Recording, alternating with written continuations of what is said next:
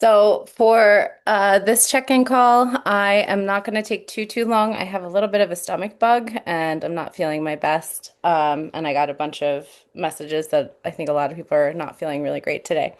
Um, but I just wanted to go over this last week because this last week is the one that really matters. We've been kind of tilling the soil for the first 2 weeks. Uh, a lot of times that second week when we start to get the hang of things is when the lull starts to kind of hit, where maybe we're not getting a bunch of gratification from taking breaks from things. Maybe we're not getting a lot of rewards from it. Um, so it's important to kind of hold with it because that delayed gratification, that satisfaction, all of the things that we talked about in week one, that really comes at the finishing point when we hit day 21 and we take a moment to assess and decide how we want to integrate moving forward. That's where we start to feel that sense of satisfaction and pride and that lasting feeling of gratification, really. And what it makes me think of is when I do my longer backpacking trips, if you've ever heard me talk about hiking, you know I'm obsessed with it. And I leave those experiences feeling like $1 million, like a superhero. And I really do not feel that way throughout the entire trip, without a doubt. There will be moments where I look around and I see the vast landscape and I realize that I'm 8 miles from civilization or whatever it is. And it feels really wonderful, but a lot of the time it's kind of grueling and hard and dirty. And, there's lots of things about it that really aren't wonderful. Or when you get to that point where you think you're almost done, but you're not done yet, and you still have like 4 more miles to go, like all those things can be really, really difficult. But once you actually get to the end and you're done and you look back at what you did, the times that, you know, in any other situation you would have given up and you didn't, it stays with you. And I know for my backpacking trips, the last one I did was in mid-August. I am still buzzing from that trip. That is still giving me life. It is still something that, makes everything else in my life categorized in a way where it it just doesn't fall into as much heaviness because I know I was able to accomplish this thing that I know was really hard for me. And maybe to someone who, is a really fast through hiker who like runs, hundreds of miles, what I did wasn't hard. It doesn't matter because for me, I know I accomplished something really difficult. And when we sit through with something that's difficult and we complete it, our body learns something about ourselves, and then we can apply that to other places.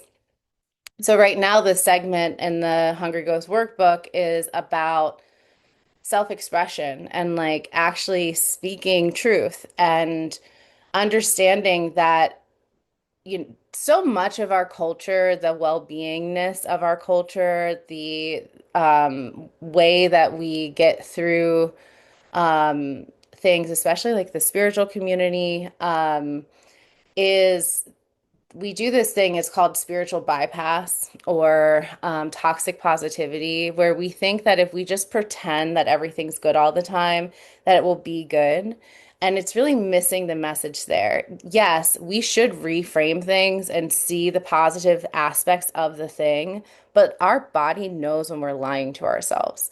So the workbook is really there so that we can express some of those icky spots, so that we can bring some like words to it so that and then if we don't use the workbook, you can use your art, you can use whatever. There's a difference between complaining and expressing. There's a difference between kind of being negative and being honest. So what I would recommend if at this time you're feeling yourself like not really having the best time, to sit with it and like, what about it doesn't rule? Like, what about it isn't great? What about it kind of is making you feel down? And then once you actually express that, go through and then we can reframe and say, okay, but I understand I need this, right? I needed this break because now I realize I have, maybe I should go to therapy, or I needed this break because now I realize that I really can have the social media apps on my phone. I needed this break because now I realize I probably don't want to drink anymore at all. I needed this break because I needed support so I could get 3 weeks without smoking cigarettes. And now I realize like I could probably keep doing that. Um, or I needed this break just because I was going out every night and then I realized that like a little bit of downtime to go to the gym and eat well would really benefit me. It doesn't mean I never have to drink again or I never have to go out again. Whatever you come up with, just having some time to really look at the positives, not lie to yourself and pretend that the negatives are positive. That is bullshit. It is never recommended. I would never recommend that to anyone. And it will actually make you kind of have like this weird reaction. It's like a people-pleasing response. There's something about it that is performative. And even if you're the only one you're lying to, like right? So it's the same idea with like gratitude assignments with clients. We often, for mindfulness, we will maybe experiment with a gratitude practice where every morning they wake up and they name a few things that they're grateful for. And I have to be so clear to them, please do not name things that you think you should be grateful for, right? Because there's not our body knows we're not actually grateful for that, right? So it's not as effective. So you actually have to take a moment and think of the things that actually you're like, oh yeah, man, that's awesome. So like maybe I should be grateful for the fact that I have, I don't know, this and that, but really what I'm grateful for is that I have a huge pine cone in my view right now, and that makes me really happy. You know, whatever it is, it can be goofy, but like our body is listening to that. So that's for segment five. We're really just kind of letting ourselves speak some truth and then also under the understand the importance of self-expression. If we are pushing down how we're feeling, lying about how we're feeling, not letting ourselves feel what we're feeling, not it's going to express itself either way. So you can push it down all you want. So you can think of the people at times in their lives where they're like, "Oh yeah, no, everything's fine." And everyone in the room can palpably feel that everything is not fine for that person, right? That the energy shifted or they're lying to themselves, everything's fine, and then they're excessively dopamine chasing, or they're drowning themselves in alcohol or food or sex or whatever it is, because they're not actually expressing the stuff that needs to be expressed, or maybe they don't have a safe space to express it. The intention with the workbook was to kind of start to think about who and what is a safe space to express this. And, I volunteered myself as that if you needed it. For segment six, so this last week, we're doing like a little bit deeper work. And deeper isn't the right word, honestly. It's like a lack of vocabulary. I would say this next week, it's a little bit more.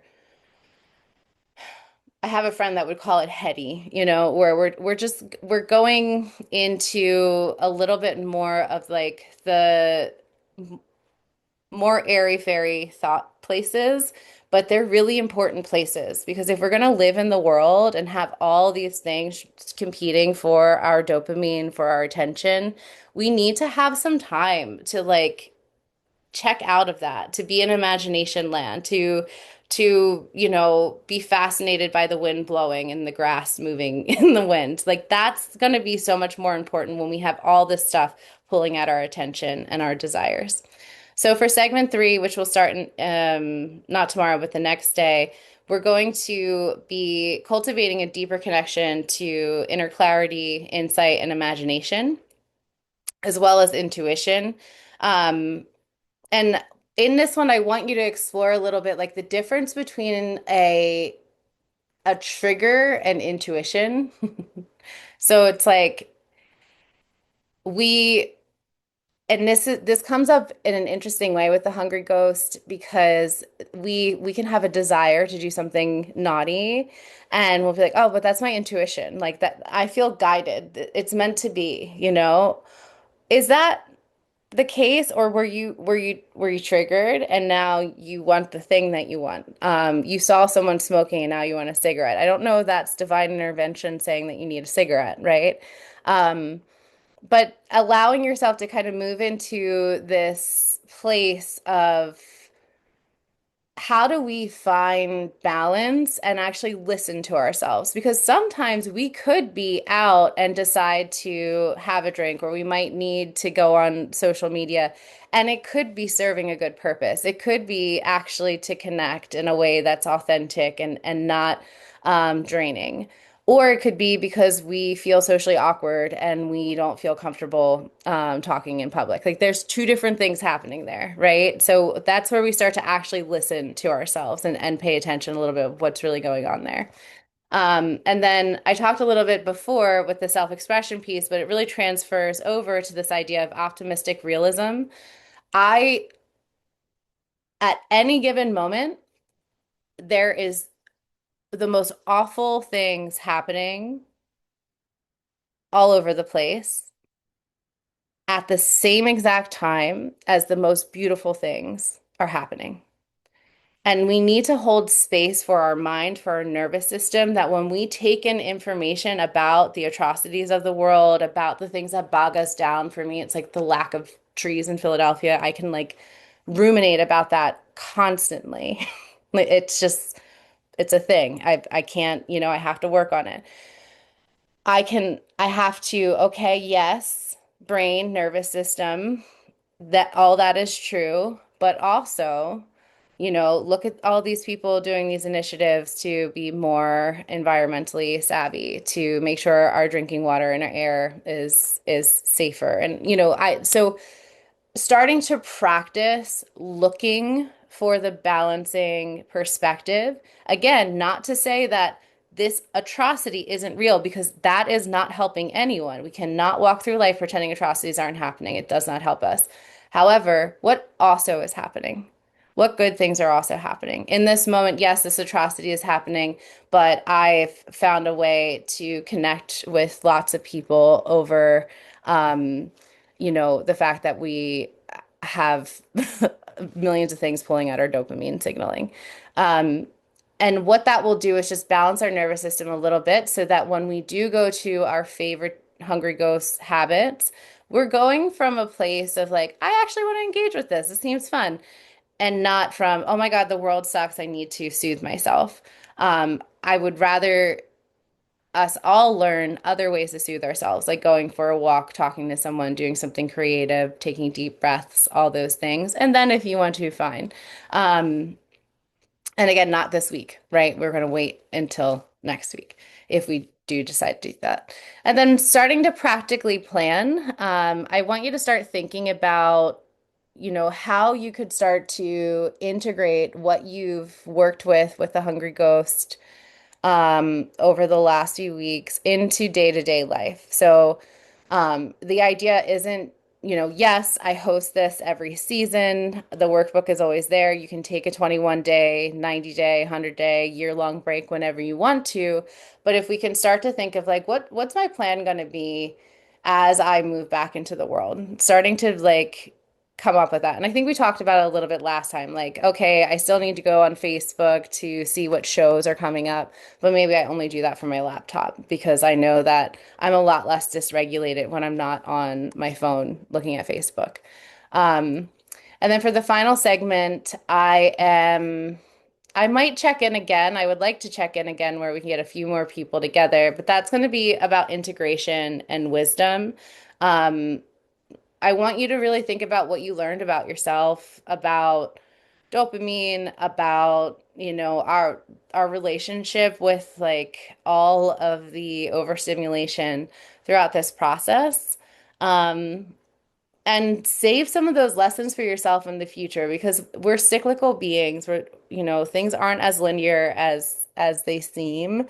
And it's very likely we're going to come back to this at some point. We're going to need those lessons. And if you could, save them for yourself somewhere that's going to be really special for yourself.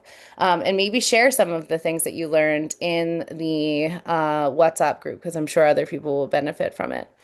Um, Turning insight into wisdom. So this idea, I have a joke with, um, and this is maybe too much of a reveal or disclosure, but I have a joke that, when I used to go to therapy regularly, everyone would be just like fascinated by how much I knew and how intelligent I was. But like my thing is I intellectualize my insights. I have tons of insights, but am I integrating them into my experience? Am I actually learning from those insights, or am I just like noticing noticing truths and a little bit smart at observation? It's one thing to be observant, it's another thing to actually learn from what you're observing. So how can you take some of those lessons and wisdom insights and start to actually, like we said, integrate them into your life? And then again, really getting clear on your ongoing plan from this part forward. So segment six is like you're starting to think about it, like, okay, and then by the end, the final day, I want you to actually write like your plan. And that could be, okay, I made it 21 days at midnight, I'm having a drink. Or, okay, I made it 21 days, I'm no longer going to smoke cigarettes, but occasionally I might partake in whatever with a friend. I made it 21 days, I am going to activate my social media account, but I'm going to delete it from my phone during the week. Whatever it is, but just having like an actual clear plan of what your idea is as you move back in. If you're someone who eliminated a bunch of dopamine, um, quick fix dopamine sources, you might pick and choose which ones you're going to integrate back in, which ones you're going to phase, maybe take a little bit more time with. But that's really where you make this challenge about yourself. You can also think about, okay, I want to do this again in the spring. I don't think I'll do it in the spring, but maybe in the summer. Just starting to get an idea of what your next steps are. Um, and all of that is in the workbook. And this time around, everyone actually, I think for the most part, got the workbook, which is really helpful to kind of get the idea of what the journey looks like. Um, yeah, and I think that's all I have on my end to share. I would, if people are open to doing a closing call next weekend, I wonder if that would be helpful. I can always put out a poll in the follow-up email and on the WhatsApp group. But if you guys have anything you want to share before we send off, this would be a good time to do it. Hey, Joe here. Closing call sounds good, first of all. Awesome. Second, this is 2 weeks without social media. Uh, it's completely off my phone. I realized that I had this horrifying realization, in therapy that I've been chronically online since the MySpace days, which is a long time ago. Yeah. That's like 2005. Um, Maybe even and before that, right? Yeah. I think I got it in Okay. 2005. I think that's when I finally like, oh, this is useful and fun and interesting. And I was like 17.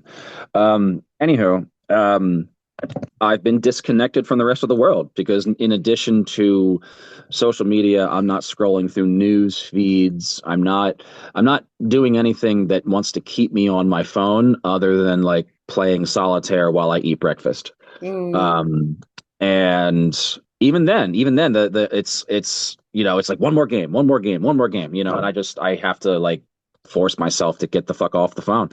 Um, Overall, it's going good though. I don't want to go back to that. I'm not like after the 21 days, I'm not putting that shit back on my phone. I will allow myself to put it on my computer, and check it once in a while for concerts or messages or whatever the hell. But the constant day to day, if not hour by hour or minute by minute checking of my phone is just really toxic to the life I want to lead. And I don't want to do it anymore. And this has been a great help so far. awesome. Yeah, it's so good. Yeah, and those kind of realizations like, whoa, that's a long chapter. Yeah. Yeah.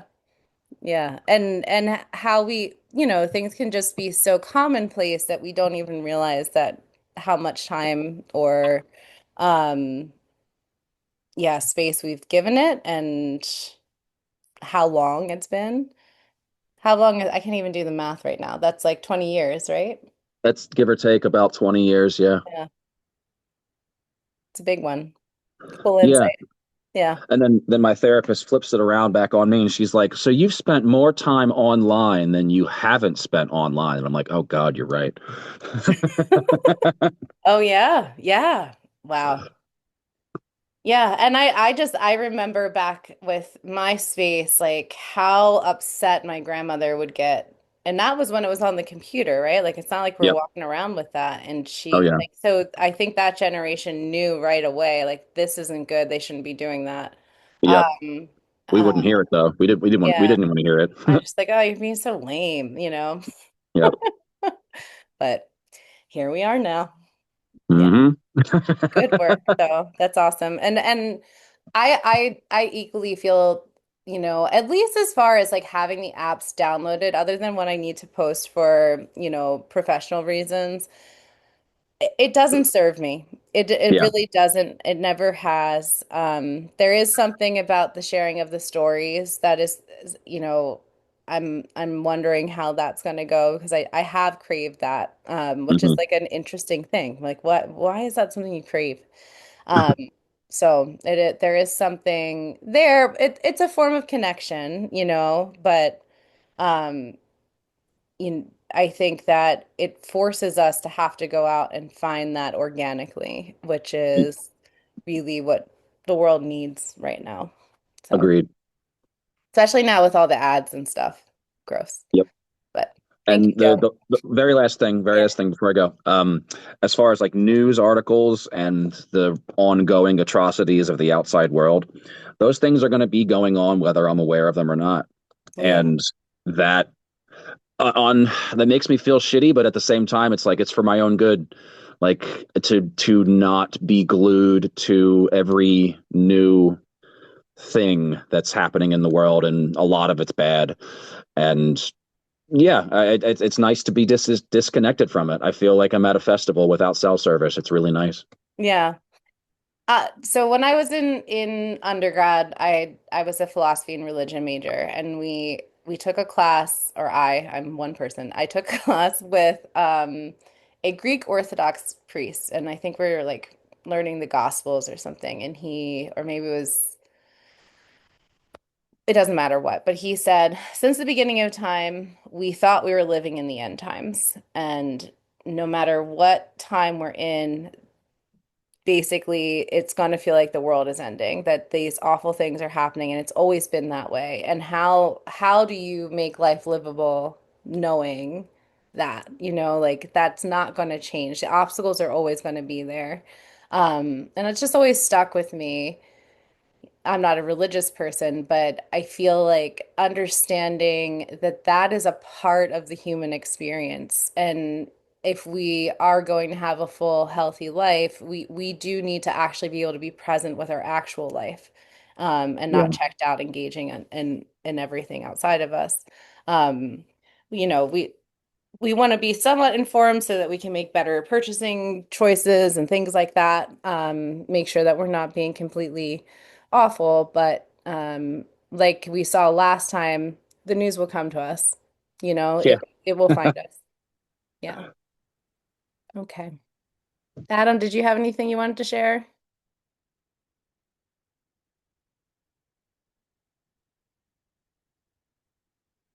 All right, so we're gonna just go ahead and mosey off into the rest of this week. Again, this point, I think, and when I go through, I would like to do another additional edit to the workbook at some point. I think I want to really emphasize how, the challenges come up. It's not like we just say, oh, I'm not doing this, and the universe is just like, fireworks, amazing, joy, everything is great because you're not doing this thing. That's just not really how, life still goes on. And sometimes when we don't have um, the things that soothe us, it can be hard. So really, if we're gonna enjoy this last week, it's gonna be by engaging with some of those healthier habits, get going for walks, trying to, talk to people, do whatever it is so that we can understand the space that we're making by not doing these things rather than just the lack of them.